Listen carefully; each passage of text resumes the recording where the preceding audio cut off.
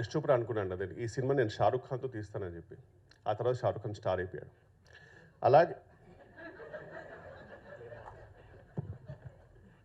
Okay అండి, మా టీంలో అందరూ కొంచెం షై ఫీల్ అవుతున్నారు, నేను మాడతాను ఇవాళ.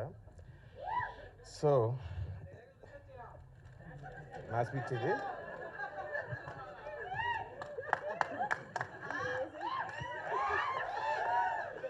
ఈ సినిమా హీరోయిన్ రియా సింగ్ నేర్పిస్తూ టైంపాస్ చేశాను. రియా కోస్టార్స్ అయిన వినల్ కిషోర్, అజయ్, హర్ష చెవుడు, కబీర్ సింగ్ దుహాన్, గుండు సుదర్శన్ టైం సెన్స్ లేని నా కోసం సెట్లో వెయిట్ చేయడం ఇష్టం లేదని వార్నింగ్ ఇచ్చారు. Love you brothers.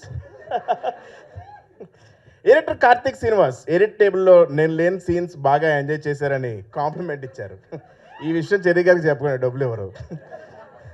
ఇక మ్యూజిక్ ఇస్తున్నప్పుడు కాలభైరవ్ ఏమన్నాడంటే, ఆల్రెడీ అక్కడ సత్యదేవ్ యాక్టింగ్ వాయిస్తున్నాడు కదా, మళ్ళీ నేను ఎందుకు వాయించడం అని మ్యూజిక్ కొట్టుకుంటా చిరాకు పడ్డాడు. భైరవన్న ఐ లవ్ యూ. ఈ సినిమా స్టైలిష్ తేజ సినిమా ముందు నేను సన్నబడతానని ఇచ్చిన మాటలు నమ్మి మోసపోయి సెట్లో బట్టలు లూజ్ చేయడానికి కుట్టుకుంటూ నన్ను తిట్టుకున్నాడు.